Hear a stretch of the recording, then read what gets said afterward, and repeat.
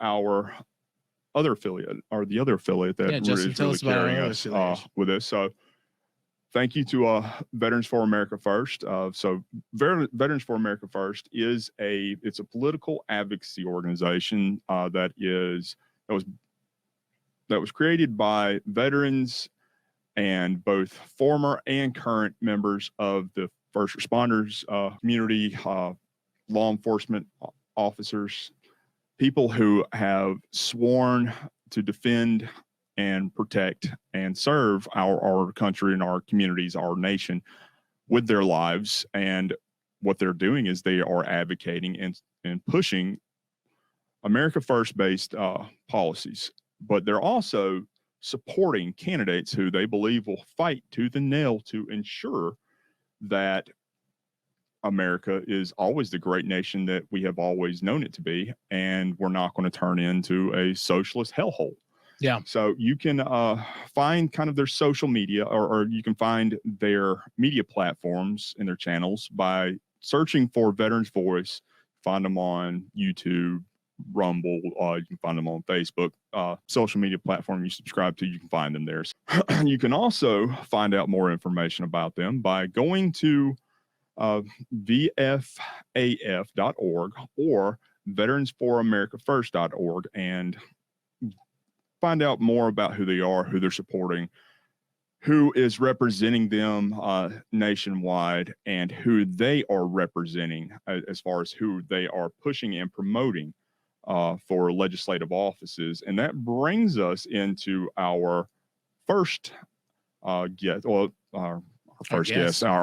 our main and only guest, Josh Williams. He's a Republican running for, as Jamie said, the State House District 41 in Ohio.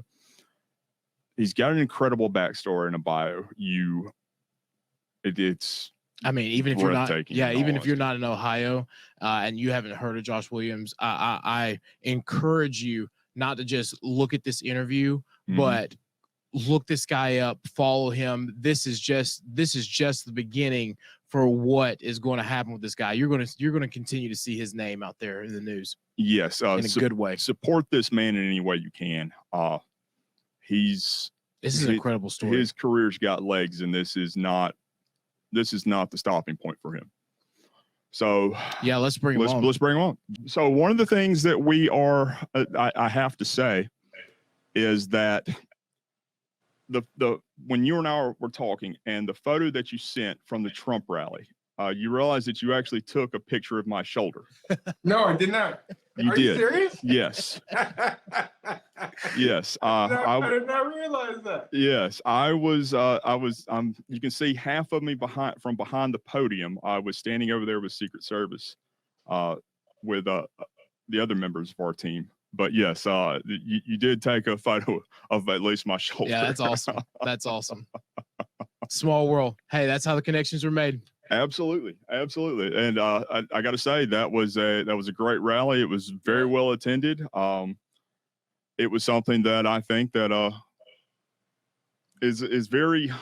It really shows exactly how much Americans are really wanting to get back to the principles of what our current leader is saying is essentially a threat to democracy, but it's the making America great.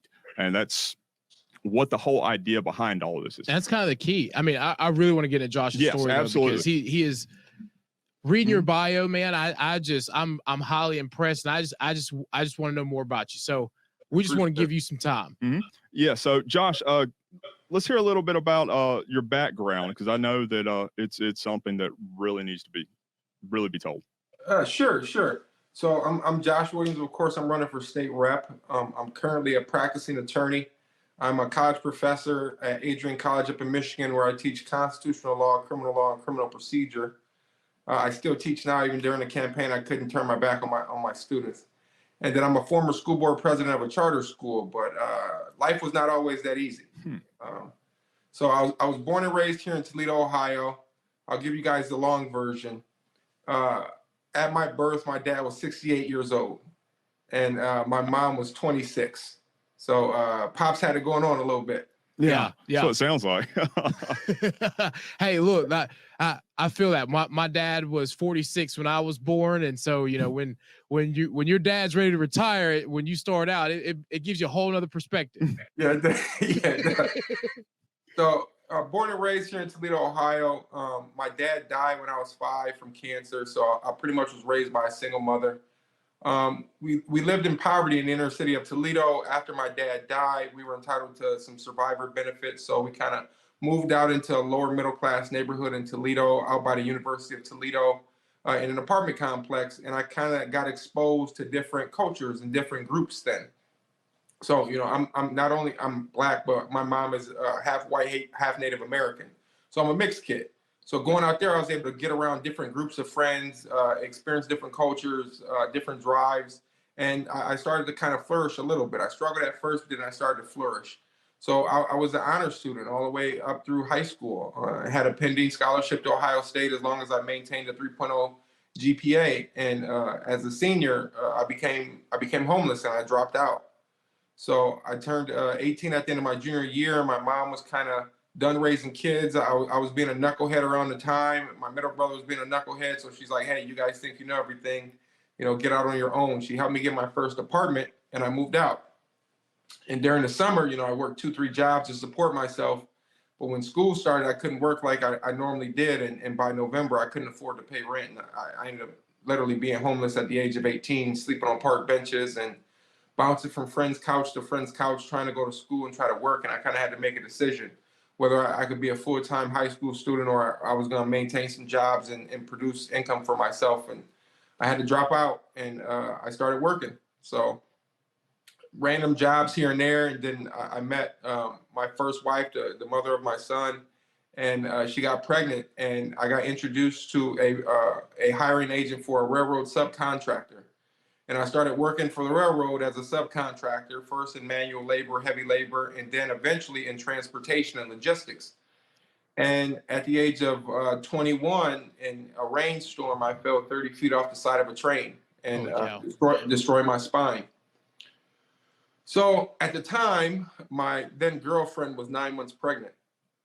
So I kind of rushed back to work. I got hurt on July 7th of 2005. And my son was born on July 29th that year. Wow. So of course I was kind of motivated to get back to school, get back to work, right? Yeah. Yeah, absolutely. Yeah. And of course, injured workers' comp told me, you got some minor sprains, strains, get back to work. I was off for maybe 5 days and I'm back at it. But it keeps getting worse and worse and worse and worse and worse. And I'm going to doctors and saying, hey, I'm in pain, whatever. They're not believing me. And about a year later, in 2007 or 2006, I went to sleep on my couch, took a nap after a long day's work, went to sleep on my couch, and when I woke up, I couldn't feel my legs. And we called paramedics. I got taken to the hospital. By then the feelings that came back, and they're like, hey, you probably just got a pinched nerve. You need to go see a chiropractor. And I did. And they did some X-rays, and they said, hey, we think you may have some herniations. And it was a workers' comp case. So we applied for workers' comp to get an MRI, and workers' comp said no. I said, hey, I might have some worse conditions, and they said no. So this is the long version, by the way. I normally tell a quick version. So we had to come up with a strategy on how to get an MRI without prior authorization from Ohio Bureau of Workers' Compensation. So every day after work, my ex-wife would drop me off at the Toledo Hospital. And I would go into the ER and say, I have back pain every day for 27 days. I did it. And eventually I saw the same doctor, same female doctor, like for the 4th time. And she's like, what do you want? And I said, I just want an MRI. And she says, well, you're stable, so we can't give you one in the emergency room. I said, just write me a prescription for it, and I'll do the rest of the work. So she wrote me a script. Eventually I got an MRI. I came back to her like 4 weeks later. She's like, why are you here? I said, I want an MRI on my neck. The first one was on my lower back. She said, well, I gave you the first one. What did it show? And I handed her a report, and I had 4 herniated discs in my lower back. And I said, I have neck pain too. So then she gave me an MRI for my neck. It showed 3 herniated discs in my neck. So from there, we're fighting to see what's going to happen. And we go to a couple different surgeons and they say, you need to have a multi-level fusion. And BWC doesn't want to approve that. So they send me to a second doctor at UT or at St. Vincent's in Toledo. And they convinced me to do this little microsurgery to fix me. Mm-hmm. So in December of 2007, I became fully disabled at the age of 23. And wow. The next month, in January 8th of 2008, I had my first back surgery. As soon as I woke up, I knew something was wrong. And I'm like, hey, I feel worse than when I went in. Oh, that's just surgical pain. Okay, so I fought through rehab, 3-4 months. I tried to go back to work, and I'm like, man, it's worse than it's ever been. We do another test called a myelogram and CT. Oh, you re-herniated your disc. Go in for a second surgery in June of 2008. Have the second surgery. For the next 2 years, I didn't walk. Wow. So I laid in bed from wow. June of 2008 until August of 2010 when I had my next surgery. For those 2 years, I couldn't walk without the use of 2 canes. I always walked hunched over like the Hunchback of Notre Dame because I couldn't put pressure on my lower back. And I literally lived in a room with all the curtains drawn and pitch black. And I was on so much medication, I used to sleep for 3 and 4 days straight. And by the time 2010 came up, I was 458 pounds. Wow. Yeah. What? The medication had wreaked havoc on my body. I had grown breasts from gynecomastia from all the poisons that I was putting in my body every day. And I literally, in the middle of that in 2009, this really isn't in my bio, but people that know me at my speeches, they know. In 2009, I gave up. I had gone and seen, there's about 5 different groups of doctors here in Toledo that specialize in orthopedic or neurosurgery. And I went to all 5 groups and they all said the same thing. You're going to be disabled the rest of your life. Be happy you can walk to the toilet. And here's some medication. You know, be happy you're on disability. This is your life. And in 2009, I made arrangements for my ex-wife to take my son and my 2 stepkids to Meyer. And I sat on the edge of my bed crying and asking God for forgiveness because I was about to blow my brains out.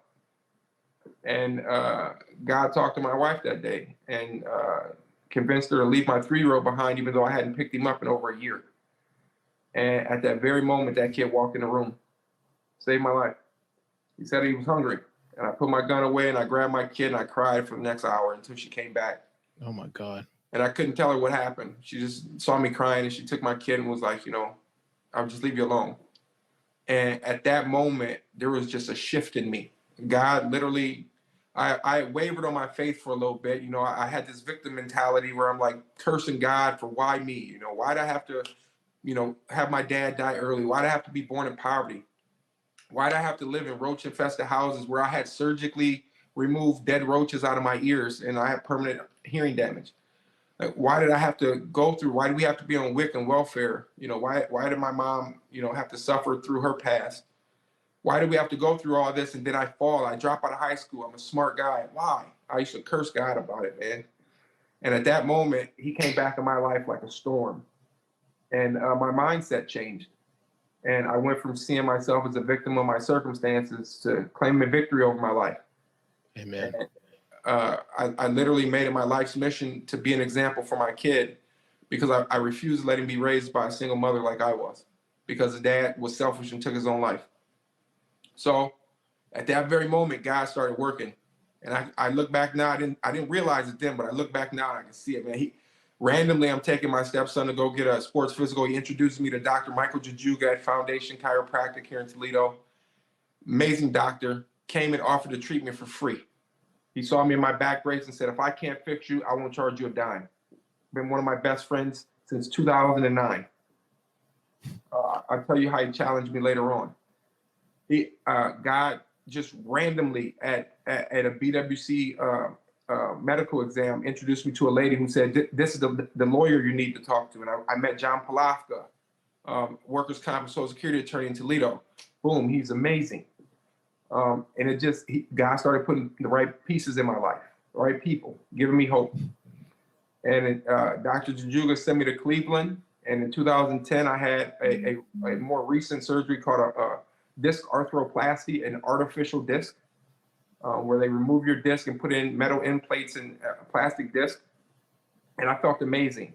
And then I was walking, exercising, trying to lose weight, and I felt my back pop again. And I went to the doctor, and sure enough, because I was 458 pounds, it blew out the disc below it. So in 2010, I had to have a full fusion of my lower back to my pelvis. So I'm fused in both the front and the back because I'm so big. I was so big. Normally they did one or the other. They had to do both on me. And after that surgery, man, I felt stable, but I'm 450 pounds. You know, by then I think I got down like 390. And I'm like, hey, I got to lose the weight. So I went and saw a gastric surgery surgeon, gastrologist, and I had a gastric sleeve done at Cleveland Clinic in 2013. Within a year, I lost 200 pounds. So I'm starting to really feel good then, right? And I'm like, it's time to get out of this bed. It's time to be an example to my kids. So I'm talking to my lawyer. Hey, what can we do? We do a physical capacity exam. Hey, you can't do manual labor anymore. You got to do a sit-down job, sedentary.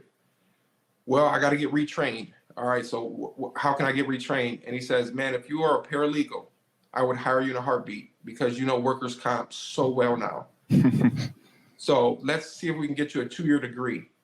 And we apply to workers' comp, and they politely say no. Lay in bed, collect a check. If you can work 2 hours a day, see if you can, because I was a cashier at 17, see if you can find a cashier's job sitting down for 2 hours a day, and whatever you're paid, we'll take that out of your disability and give you what's left over every month for the rest of your life. I said, absolutely not. I want to go to college.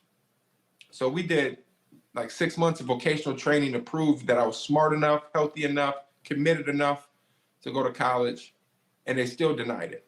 So we had to threaten a lawsuit because in the state of Ohio, if you're an injured worker through BWC, if you enroll in college without their permission, you automatically become undisabled, non-disabled.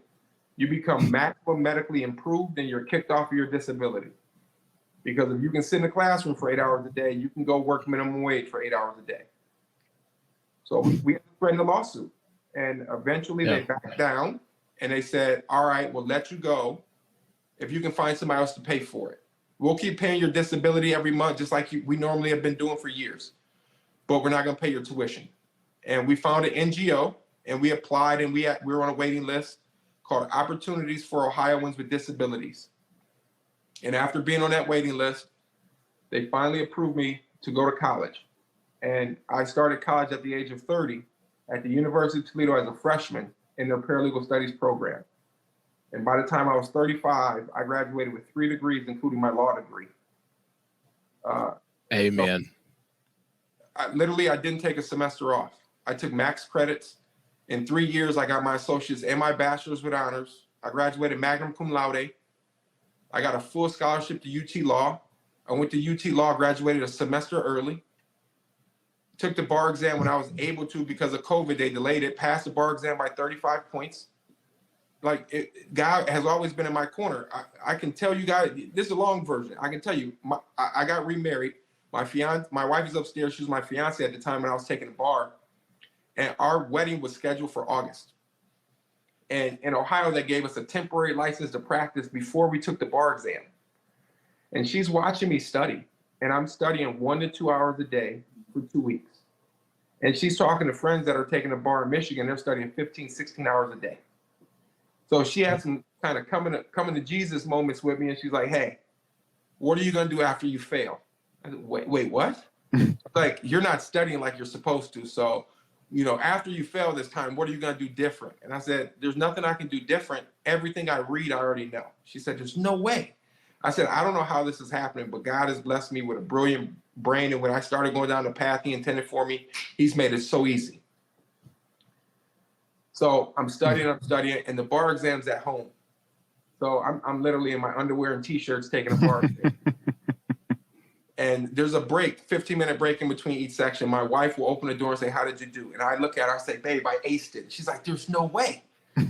After every section. And then we got to the end. And she's like, all right, so when you fail, what are you going to do differently next time? And I told her, I said, there's no way I failed. She said, how? I said, I knew every single question. There wasn't one question I guessed on. She said, you barely studied. I said, God was putting it in my brain. Every question, the answer was on the tip of my brain. I don't know how, he blessed me.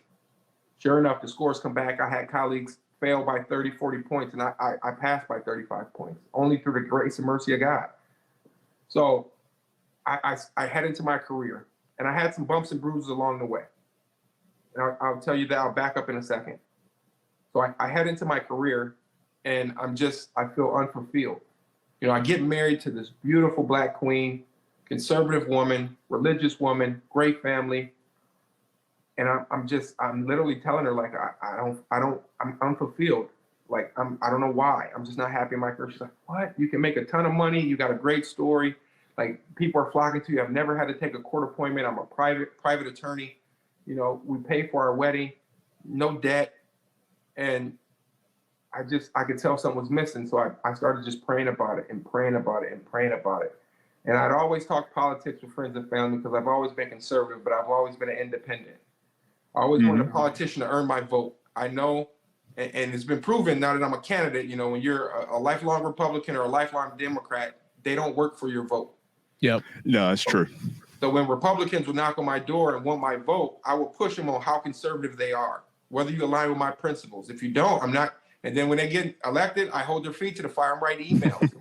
And trust me, people hated me because when my state rep used to ignore me, I would take that same email and forward it to every single state rep in my state. And they all would say, we're not your state rep. We'll forward it to your state rep. So they didn't get my email. They got 98 other emails from their colleagues saying, you need to call Josh Williams. And then they'd call me back. And I'm like, hey, remember, you told me at my door you were going to do X and you're not doing it. And like, that's what's up.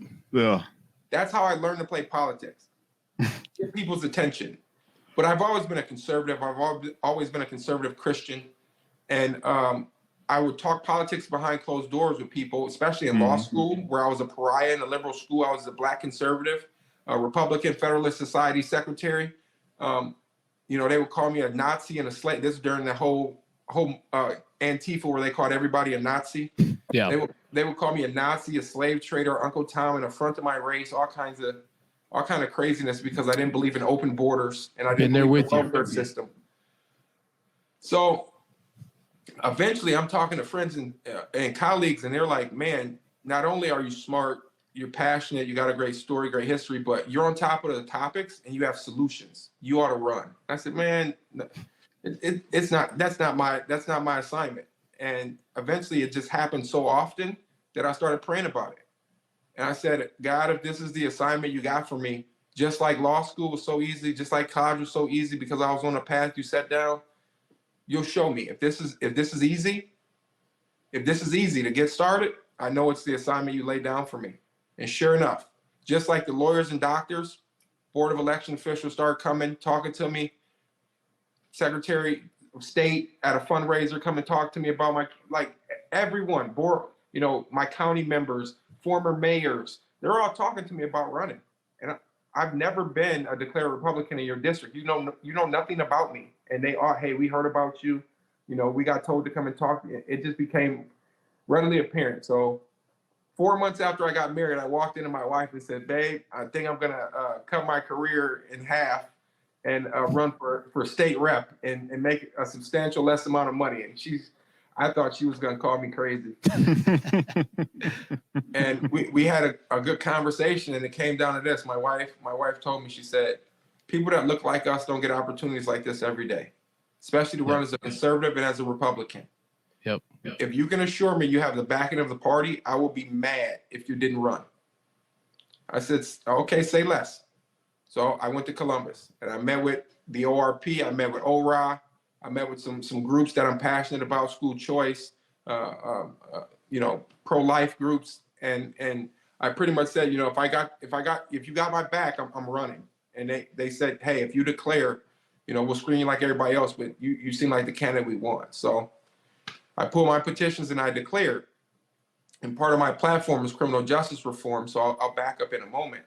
In my sophomore year of college, when I was disabled and 458 pounds, my doctor said, Josh, we got to get you out of that bed or you're going to die. What were you doing before you became disabled? And I said, I was coaching baseball, basketball, football. They said, well, you got to go back to coaching. I said, well, man, I'm disabled. The government's going to hate the idea of me coaching. They said, listen, I don't care if you're sitting in a chair You need to get out there. You're going to die. We'll go to war with the government. You need to do what you need to do to survive. So there's photos out there of me coaching baseball and thousands of parents that I coached their kids of me coaching baseball games, sitting on a bucket the entire game because I couldn't stand up. Or football games where I literally called plays by signals because I had to sit on the bench. So literally I would have to signal into my quarterback from the sideline, from the bench, because I couldn't stand up. But once I got healthy, I made a commitment I would continue coaching. So in my sophomore year of college, I'm coaching in an organization called the Stars League, the South Toledo Area Recreational Society. And a lady got kicked out of our league. I'm the secretary of our executive board. I got to write her letter of suspension for violating our bullying policy. She bullied little girls online. She was a cheerleading coach. She bullied other cheerleaders.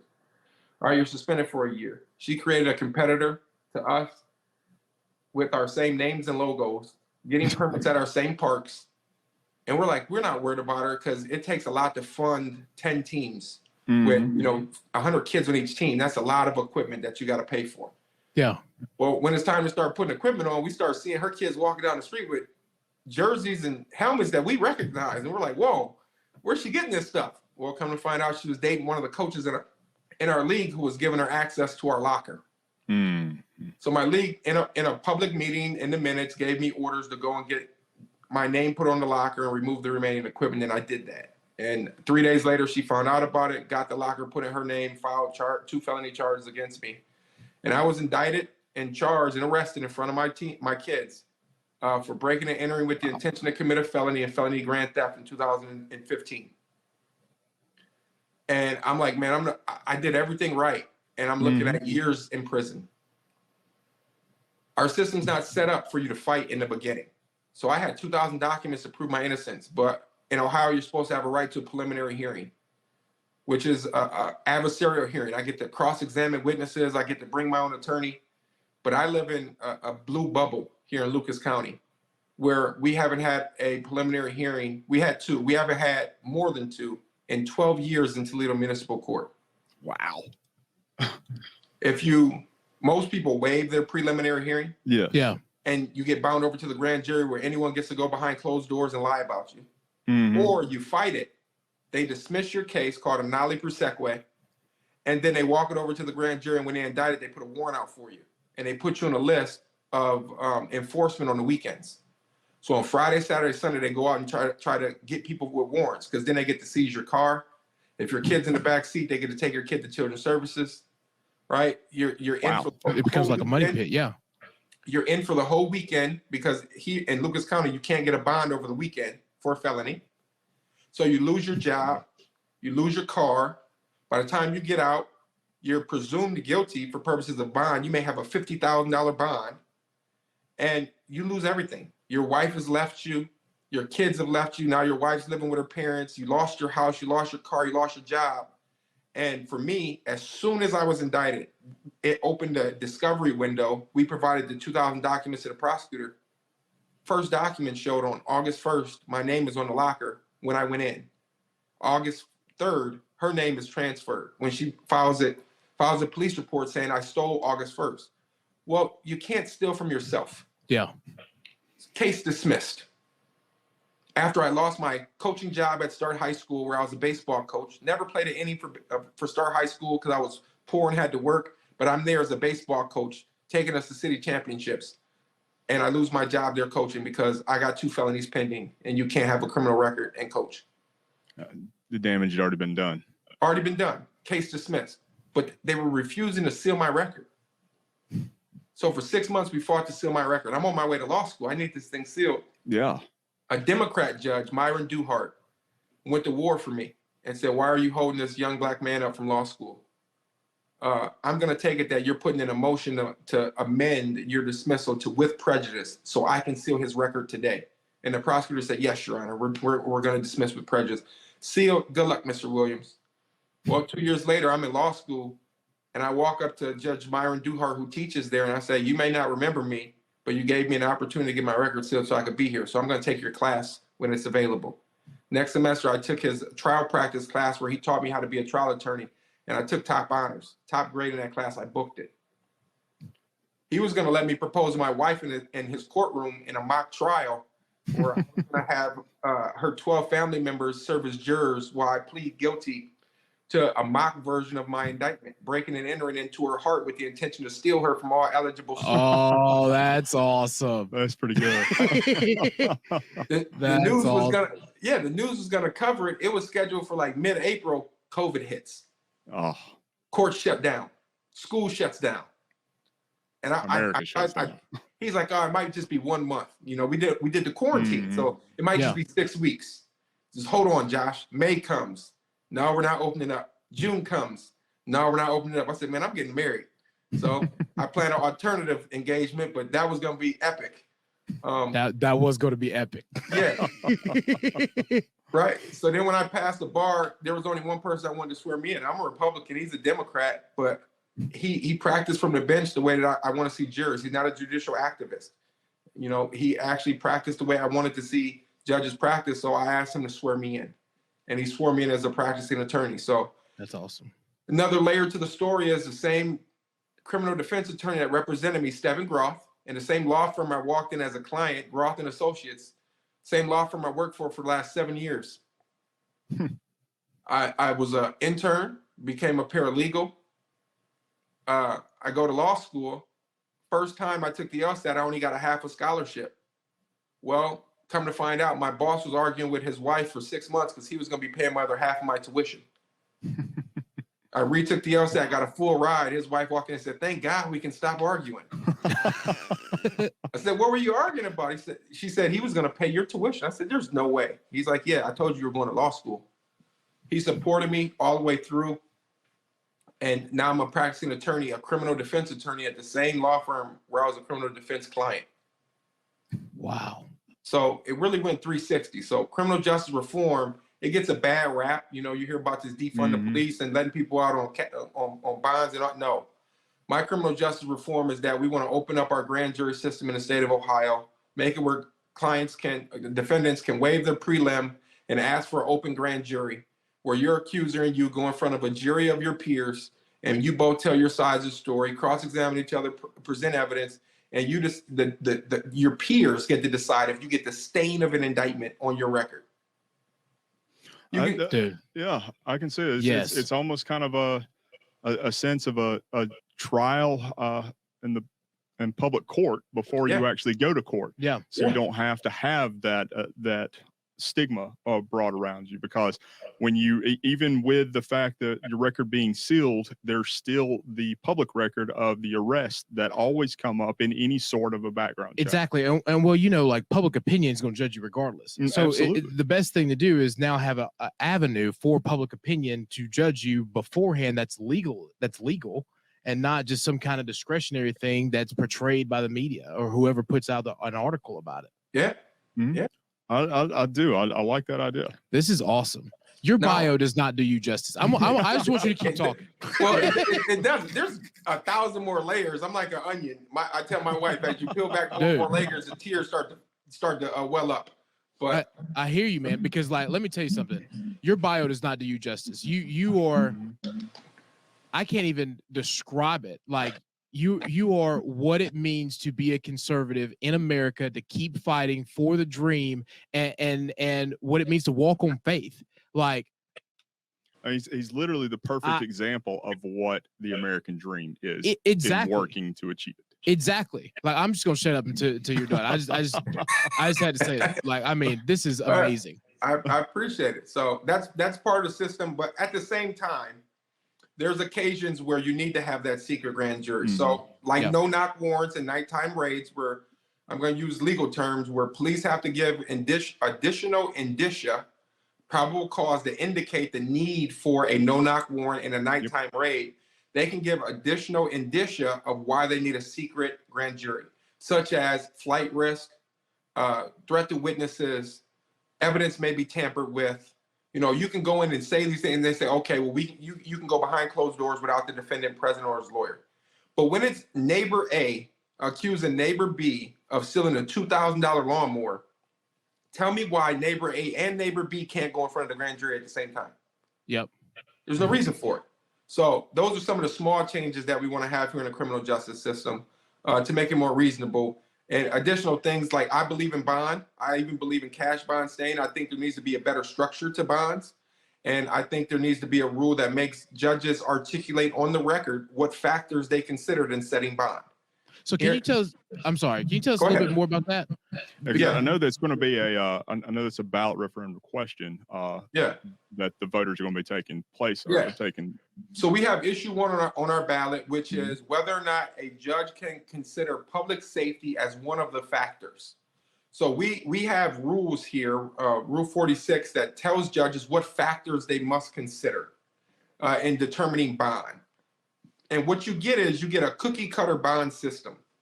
You're supposed to determine, the ability to pay of the defendant, his criminal history, his prior failures to appear. In some instances, before this ruling by our now activist Supreme Court, you could consider public safety. You can consider the seriousness of the offense. You can consider the wishes of the victim. These are factors the judge is supposed to consider. But I'm a practicing attorney here in Lucas County. I've never once heard a judge articulate those factors and why they were setting a bond. Instead, it's you're accused of this level felony, $100,000, no 10%. We can have 3 co-defendants, all with different levels of income, different criminal histories, different ties to the community, different overall threats to our community. And all 3 will get the exact same bond. And the judge will say, oh yeah, I considered all the factors listed in Rule 46, bond set at $100,000, no 10%. No, I want a rule where they have to articulate considering public safety as a factor, considering the amount of income that the defendant has. He makes X amount per month. Considering his prior criminal history, he has this many convictions. Considering his failures to appear, he has this many failures to appear. You won't see that on a record across the state of Ohio. Wow. You just won't. So that's part of the concerns that we have here is we can be a conservative state all we want, but you're going to get blue bubbles like Lucas County that's had a Democrat prosecutor for just as long as Marcy Kaptur's been in office. And everybody complains, especially Black people in Lucas County, about how we're treated in our criminal justice system, but you keep voting them back in every other November. It doesn't make sense to me. So at least we can hold the judges to a standard to at least tell us on the record why you're doing what you're doing. Yes. Instead of just reading a script. So that's part of my criminal justice reform, and that's one of them, but that's not high on voters' minds right now. So I'll get to some of the ones that are high on their minds. The economy. My opponent, Nancy Larson, is a socialist. She's a Bernie Sanders endorsed socialist. She ran as a socialist last time she ran. This time she changed all her social media and she's running as a Biden moderate. But we have all the receipts. She was worse. She was a true socialist before, and now she's running, trying to middle of the ground. But we have all the videos of her endorsing Bernie Sanders, saying that Biden is incompetent, that he has mental defects, he's not fit for the White House. And then when he won the nomination, she went back on and said, well, I endorse Biden, and I encourage all of my supporters to vote for Biden. Well, either you care about this country or you don't. Because if I don't think somebody's fit for office, I don't care if you're my nominee. I'm not going to encourage people to vote for you. Yeah. Period. That's it. Period. Wow. It shows her character, right? So I'm going against somebody that's going in front of the chambers of commerce and our state, cities, and told them to small businesses that if you can't afford to pay $15 an hour, shut your doors. Wow. She went and openly said this. And that's why I'm endorsed by NFIB. Independent small businesses love me because I politely tell them it is not the government's role to dictate wages. No, it's the market's role to dictate wages. The cost of the good and service that is provided will dictate how much of a wage you can pay to provide that good and service. Amen. Yep. So if the cost of the good doesn't support what you consider a living wage, oh well. So her response is always, well, we should just give everybody a living wage. She doesn't understand. I give it in the best term. She's an idiot. She doesn't understand. And I'm sorry to be so harsh, but no, because you're on point. I mean, that's the thing about it. I mean, but multiple people, like if you live above your means, you have to work multiple jobs. That's just the reality of it. It's not just living above your means. It's if your marketable skills don't match the level you want to live at, Get better marketable skills. Snaps. Yep. Go to school. Get a law get degree. trained. Yeah. Do what's necessary to provide better for yourself. Yeah. Absolutely. So I'll put it in the analogy of my law firm. If I have a first-year secretary walk through the door and we say we're going to pay you $12 an hour until you get some skills, some ability, then we'll look at reevaluating you. And then my paralegal who has a 2-year degree, we pay her $15 an hour. This is just hypothetical. This isn't our pay rate, so don't come in my Facebook blowing me up. All right, these are only examples. Yeah. It's hypothetical. We pay better than that at my firm. But my paralegal who has an associate's degree makes $15 an hour. And then my law clerk who has a bachelor's and is in grad school, he makes $17, $18 an hour. And then our associates, we're independent contractors. You make as much as you can make grinding, right? Mm-hmm. Yeah. So Nancy wants to come in and tell me your secretary's got to make 15. Well, it sounds good on paper. All right. Now she's making as much as a paralegal with two-year degree, student loan debt. What do you think that paralegal is going to come in my room and do? They're going to come to my office and say, well, am I making as much as the unskilled secretary you just hired? I need $18 an hour, $20 an hour. And I'm going to give into your demand and say, okay, you got $20 an hour. Now, my law clerk with a 4-year degree is going to come in and say, why am I making less than the secretary who doesn't have a bachelor's degree and isn't in law school and can't do what I do? I need $25 an hour. And I'm going to say, okay, here you go. And then I start looking at my overhead and I got a choice to make. Am I going to take less money in or am I going to raise the cost of my services to match? That's called inflation. Yep. Because that's the only way you can match the scale. Yeah, you know what I mean? Inflation. They want to fix the bottom, but they forget about everything else that comes with it. So does it really matter that you make $15 an hour when everything went up $3 more in price? Does it matter? It doesn't matter. So what our solution is you get out there and you gain marketable skills. That isn't just going to college, right? You can get work skills. You can get on YouTube and learn how to code. You can learn business. There's so much knowledge available. All you got to do is get off your ass and get out there and look for it. Yep. I literally had to fight to get out of bed. I fought to get out of. I could have laid and collected $38,000 a year in benefits. I was raising a family of 5 on that barely. I was above the poverty line, so I wasn't getting free health care. I wasn't entitled to Obamacare, and I could survive. But I fought and said, government, I don't want you paying anything to me. I want an opportunity to gain marketable skills. They said, no, sit down, shut up. Here's a check. Give me your vote. And I'm here proudly as a Republican to say that's not the way it's going to be in my state. All of our benefit packages are going to be attached to requirements. We're going to create programs, and we already have some in the state of Ohio. Look at our governor's website. Look at our lieutenant governor's website on our workforce development plan. It hasn't been implemented the best way, and that's where I'm going to make some changes when I get into office. But we have opportunities here in funding where you can go and get micro accreditations. You don't got to get a degree.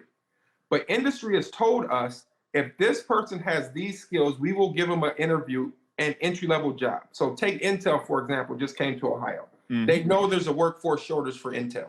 They know it. We don't have the bodies and the manpower and the skill workforce.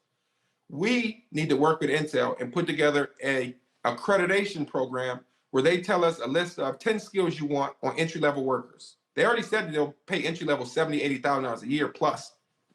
So let's see what skills we can develop without a college degree. All right, here's a list of them. All right, let's go to our tech centers, our community colleges, our third-party vendors, and say, can you design a program that's going to implement these marketable skills? Yes, here it is. We go back to Intel. Hey, will you rubber stamp that? Yes, Intel rubber stamps it. If you go to these training centers and these programs and you pass a background check and you pass a drug test, we'll give you an interview guaranteed. All right, perfect, right? Sounds like a plan. Now, what do we do with that? We take that and make it available to everybody in the state of Ohio, which we've done. There's certain training centers that already is approved. We want to expand that. But at the same time, you use our social net systems as an ability to highlight and spotlight people that have been left behind by the normal course of capitalist society. Okay, you weren't able to climb the social economic ladder on your own. We're not going to say why. You're not a victim. It's not because of your race or your single mother, because you had kids. Cut all the excuses. What we're going to do is we're going to say, if you're going to take advantage of these benefit packages, there's no reason when your kid's in school from 7 a.m. to 3 p.m., you can't be in a training course from 10 to 2 every day. If you enroll it online, right? It could be all online. Yeah. If you do that, we're going to keep your benefits coming. We're not going to make it a work requirement. We're going to count this as your work requirement that you're in it. 6 months, 9 months maximum training. Now you got the marketable skills. We give you a little bit of gas money to go down to Columbus and interview with Intel. Intel offers you a job. Perfect, right? Now we've got somebody making $70,000, $80,000 a year. We got them off of our system, paying taxes back into the system, and you dug somebody out of poverty. Mm-hmm. That's how you create social economic growth. Yep. You can use it to get lower level individuals in the economy, and it appears as though you're really giving people the opportunity to, if you're motivated, we can help you dig yourself out of your situations. But if you're not motivated, I have no sympathy cutting off your damn benefits. Yep, that's it. And you know, then, it's I love it. Yeah, no. And there's another layer. You also look at where we have violence in our state. Those bubbles of violence that is causing up the crime rate for the rest of the state. That's where we should be putting a highlighter on, and there should be more than one training center there. There should be more resources activated there. Although everybody's eligible to get in these programs, we should be pushing it there. So if you're showing up to Job and Family Services applying for benefits, you should be required to go through orientation, just like if you're at a job that teaches you these programs are available. For me to go to college, I had to go through 6 months of vocational training and aptitude testing. They tested me to see where my personality fit into the workforce. These jobs match your abilities. Let's look at those jobs. Which ones can you get with less than 2 years degree or training? All right, let's look at those. Which ones are viable in your area of the state? Paralegal studies. Let's do market research and make sure paralegal studies produce enough salary to can justify you going to college for 2 years. It does. Josh, you got the green light to go to school. Why can't we do that for every single person that's been left behind? Because the reason is the Democrats know that the more independent you become of them, the higher you climb on a social economic ladder, the more conservative and Republican you become. And that's why they continue to import impoverished people to fill the void. We can dig people out of poverty all we want, but as long as we got an open border, there's always going to be more. Well, yeah, absolutely. Because once you get somebody above that poverty line and get them to where they're gaining prosperity, where they're living a better lifestyle, they're going to want to protect that lifestyle. And we all recognize and notice that the Democrat policies they are anti. And it's interesting to note, right, that we went from a merit-based system, and that's what we try to get back to. And that's why I'm loving this, right? Because here's the thing. They don't want a merit-based system for all of these reasons, because they know the more you earn, the higher you go up the ladder, the more drive that you have, the more you realize what they're doing is trying to keep people down. Mm-hmm. And the only way to get out of that is to get less dependent upon them, which is what they don't want. They don't want it. They don't want it because that's the only thing that they can go off. That's the only thing that they can go after. You hit on a significant note there. It's something that they don't want Americans to have, or don't really want Americans moving forward with. And that kind of runs into another mindset. And I know this is something that you had on your website, but I wanted to ask you, we're starting to see a big, massive, wide national movement towards trying to essentially get rid of what they are dubbing assault weapons or weapons of war, things along that nature. They're trying to actually push through a bill in the House and in Congress now that would require for you to have a license even to have that sort of weapon. And they're just the qualifications to hold these licensures are unreal. But I wanted to see where you fall on that spectrum and kind of get an idea of where you stand involving the Second Amendment. Yeah, so I'm a pro gun guy. I mean, I fair enough. Until last year, I owned an AR-15. I moved into Oregon where there's a lot of moisture in my house, so it has superficial rust. So I got rid of it, and I'm looking at buying an IWI 95 Tavor. That's my next purchase. I'm a gun guy. I could go upstairs and pull out my gun safe, and we can have fun talking about all my toys. Oh, he doesn't want to start pulling out guns. Hey, we love it. I literally, that is the closest that I can legally get at the moment for the weapon that I was issued when I was in the military. So, yeah, it's the trigger doesn't go the fully automatic, but it does have the third position on it. And I'll leave it at that. Okay. I'm going to give you guys a couple more topics because I got to run. Oh, yes, sir. So one, but when it comes to guns, it's real simple. I don't got to have a license to have free speech. You don't want to have a license to get a damn abortion, but you want me to have a license to exercise my Second Amendment right. Let's be clear. That Second Amendment right is there to keep a tyrannical government in check. There was a reason why Japan, after we beat them and we put them in military tribunals, when we asked them, why did you not do a ground invasion after your air raids? They said, because there's a rifle under every bed in America. Yep. Our enemies know it. Germany decided never to try to come over here during World War II because they knew what was going to happen.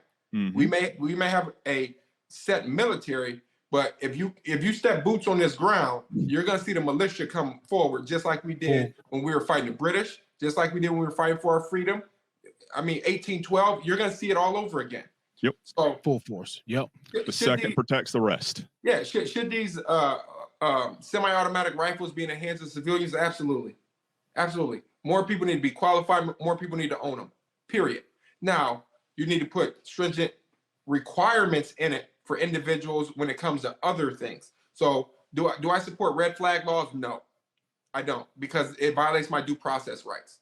But currently we have TPOs, temporary protection orders, and CPOs, civil protection orders, where if an individual threatens another individual and you can prove that there's been a pattern of threatening, I can get a CPO, and that takes away your Second Amendment right. So why shouldn't the government be able to step in and have that same application process? Due process applies. You will get a formal hearing. If they can prove that you are unstable, perfect. Go ahead, take that person's guns away and get him the treatment that he needs. But the average American has an absolute right to it. You're never going to take it. I'm going to have one whether you believe it's legal or not. Come in my home if you want to. Yep. Love it. Yep. It's real simple. These guns we were intended to have military style weapons. Oh yes, absolutely. We were intended to have a weapon that was equivalent to our soldiers under our bed. So when we were invaded, we were able to establish a militia, go to the field and defend our homes. And at the same time, if the government wanted to become tyrannical into our homes, putting soldiers inside of our homes, taking our property, taking portions of our corn stock to feed themselves, we had the absolute right and the obligation, according to our founding fathers, to pick up arms against them. So yes, part of our Second Amendment is that it is a buttress against a tyrannical government, period. So you don't want us to be a threat towards our government. That was the intention behind it. You don't like it, do exactly what we've done on dozens of times and amend the Constitution. You don't like how hard it is to do it. That was the intention of the forefathers. You want to ignore constitutional principles because you think they were racist slave owners. But what you need to realize is they created the greatest political document known to man. And the reason is they knew they weren't divine. They knew they weren't perfect. They knew they would make errors. And they made it so we could amend it. Get the political movement behind you and amend it. Stop going to the judges, asking them to become judicial activists and change the meaning of words. The Civil Rights Act said sex you couldn't discriminate against, not sexual orientation or gender identity. But yet justices said, we don't see a reason why we shouldn't expand it there. The reason is it's not your damn role. Yep. That's the legislature's role. I love it. That's the legislature's role. So I'm a Second Amendment guy. Pro-life to the hilt. So I look at protecting the life inside of the womb just like if it's outside the womb. So in the state of Ohio, for me to take a life of another, I must show an imminent or immediate threat of great bodily harm or death to justify me taking the life of another human being. Why is it different inside the womb? I can understand if you want to give a mother an abortion pill, early on because she's showing signs that, there's something where ectopic pregnancies, okay, there's an absolute imminent threat to her life. Okay, I can understand. I'm not going to make any woman die on the delivery table. But let's be clear. If that baby's viable, the first option is delivery, never abortion. Amen. Even when it comes to rape and incest, look at it like this. When a woman is being raped by a man, or even vice versa, we've had the other ones, but percentage-wise, it's always a woman being raped by a man. When can that woman use lethal force in the state of Ohio to defend herself? During the rape? In anticipation of the rape, she can use it. If her attacker got off top of her and walked 10 feet away with his back turned, could she use it? I think a jury may side with her. But for damn sure, 6 months later, if she sees him in a Walmart, she can't follow him home, ring his doorbell, and shoot him dead. So if you can't kill the rapist 6 months later, why can you kill the baby that's a result of the rape? That's a good point. Don't punish the baby. We've made it so easy here in the state of Ohio for you to give that baby up for adoption. You can drop it off at a fire station. We've created little mailboxes where you can put them in. There's a camera, and you can leave them behind. Nobody needs to know that you did it. And when a woman abandons a child in the state of Ohio, we say, oh my, it took such strength for her to do that. But when it comes to men, we can't abandon a child, period. So why does a woman have a unilateral right to kill our child? 97% of all abortions in the state of Ohio come from consensual sex.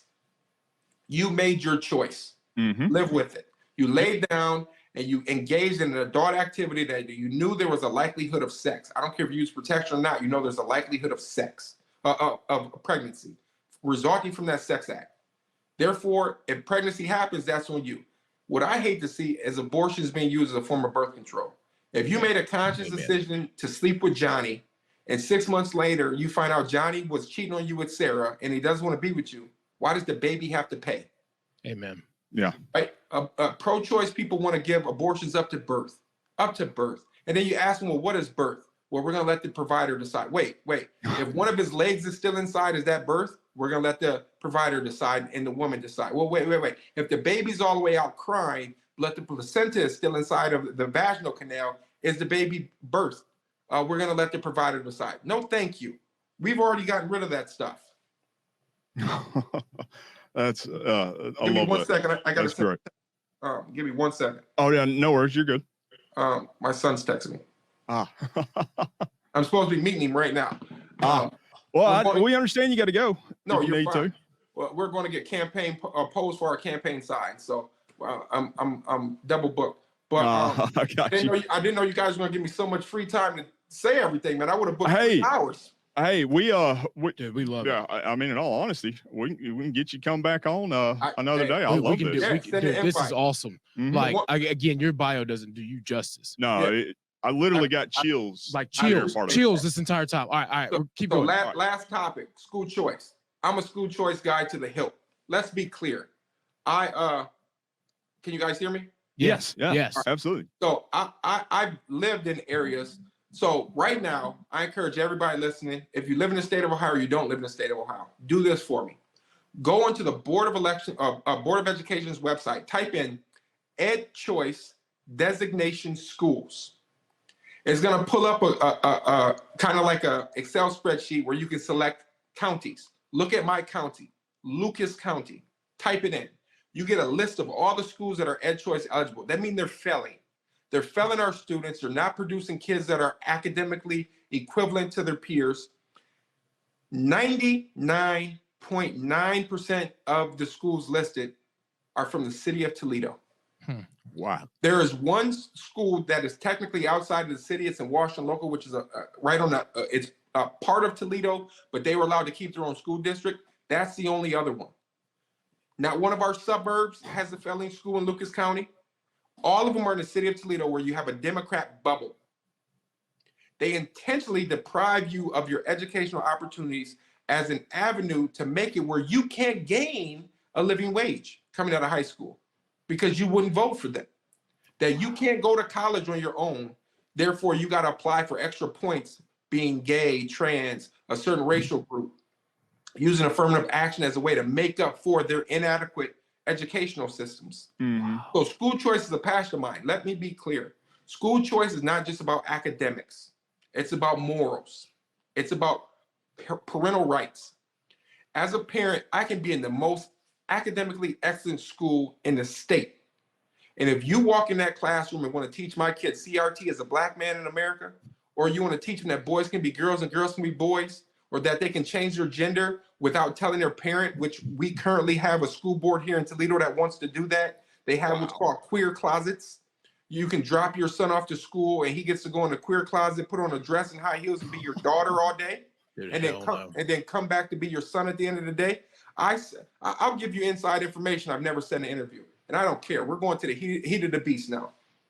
I sat in a meeting with the Lucas County Black Caucus, where I'm the only Black Republican. And in my first meeting, I watched they give the floor to a Toledo school board member, sitting school board member who advertised herself as openly queer. And she is actively petitioning us to drum up support against House Bill 454 by my friend and colleague, Gary Click. That bill says that you cannot chemically castrate a child before the age of 18. You can't give transitioning drugs to a minor. And it also says no government official can transition your child's gender without telling the parent. She petitioned against that, saying that the child is in a hostile home that is not affirming their gender identity. Therefore, the school is in the best position to give gender affirming care, including gender affirming drugs. Oh, man. And that we should vote against this bill. I had to raise my hand and ask if that was the opinion of the group or her, because if it was, I was withdrawing my membership.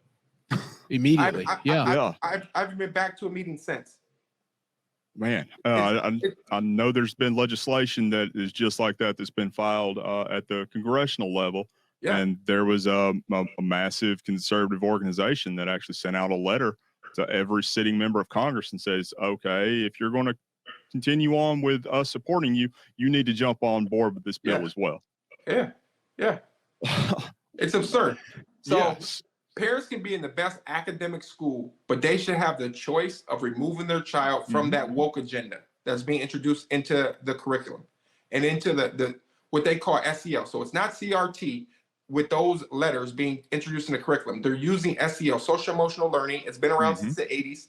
And literally they're just changing what's being taught under that same SEL. So when you look at it, they say SEL has been around since the 80s. What are you complaining about? Yeah, it is. But I can show you articles where literally they're using SEL to implement CRT. So parents should have the option to take their tax dollars and run. Yeah, what's wrong with that idea? What's wrong? If you have an obligation as a government to provide an education, and I'm providing my tax dollars for that education, and I have a school-age child, why shouldn't I be able to choose what school my kid goes to? Why does it matter if I want to put my kid in a Christian school? Why does it matter? Right now, I can take them out of a public school and put them in a charter school, and the tax dollars follow. So why can't I do it with a religious school or a private school? There's no difference. Instead, they want you to have to pay the tuition. See, that's a barrier to lower income families. So if you're poor, you're higher likelihood of voting Democrat. Well, we're going to give you this woke agenda. We want you to vote for a certain caliber of Democrat candidate. We want the left to be promoted inside the schools. And if you have any question about that intention, look to some of the interviews that came from KGB members back in the 70s that were open when they defected and said that it was our intention to turn the United States communist through the education system. You give us 2 generations and you'll be voting for communism and you won't even know it. And now we got kids running around with black masks on and all black, beating people over the head with pipes, carrying a flag that has the logos of communists splattered all over it. Or carrying the acronym Antifa, trying to say that they're trying to stop fascism, but what they're actually doing is literally fascism. Well, it's the same thing, the Democratic model that's been going on for a long time. Planned Parenthood, everything else, right? They're doing this to keep the African American culture down, and by taking the right away from the parent, then they can go ahead and add these woke agenda incremental changes that they can change a generation over and over again. The whole point is, once again, to keep it at 13% and keep it docile, which is ridiculous. Yeah. I mean, so this is part of my platform. I mean, and then of course the last one, you got my opponent who wants to, give personhood to the lake, but not to a baby in the womb. She wants to blame farmers and make every farmer have a water reclamation plan on site.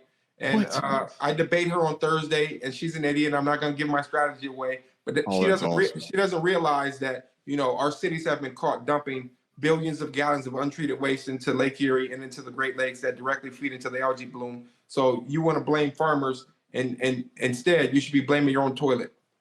Yep. Wow. Send us the link to your debate, because, dude. Yes. I'm following you the rest of the race. I will, and I'll be back on because I want more time. Oh, we know. Absolutely. Cover all of our topics. But I appreciate you guys having me on. I got to run. I appreciate it. Continue doing what you guys are doing to push the conservative movement forward. And I mean, one of the reasons that I decided to run was that I really do think it was my assignment. But part of that assignment, I think, is to enlighten our legislators in the state of Ohio and put issues that are in front of them and allow them to see it through a different lens. Not many people were homeless high school dropouts, raised in a family where half my family was racist. I've never met one side of my family because they threatened to kill me when I tried to step on their porch at the age of 14. Wow. The life experiences that I've been through, I used to see myself as a victim, but I see it as actually God was getting me prepared for an assignment that I could only meet. Absolutely. And I have a job to do, and that's to be the only black face in the state legislature. I will be the only black face in the state house, and depending on the results of the Senate races in Ohio, I may be the only black face in the entire state legislature in the majority party. People that can get things done, and I'm going to give you a lens to view how we can help black people without making them victims. Amen. Right. So I love it. That's part of our agenda. We can talk about it more later. Absolutely. Yes, anything you need, man, just let us know. We'll do whatever we can to help, man. This was so good.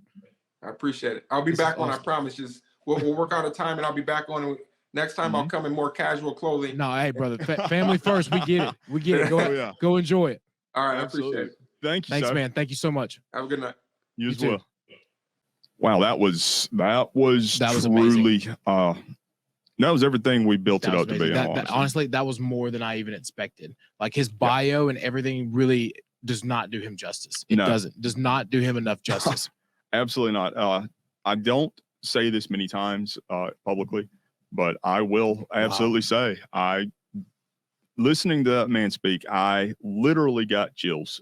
I am not too macho to admit that. So well, I mean, literally got chills listening to it.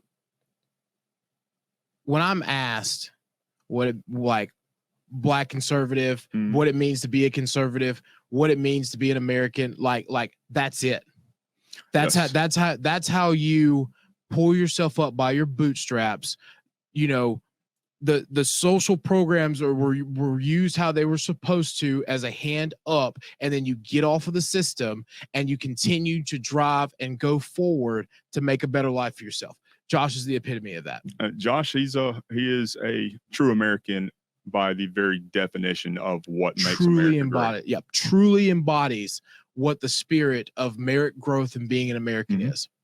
Yes. So we will be bringing Josh back on. Yeah. There's no question about that. That was truly awesome. I'm still shook by it. Yes.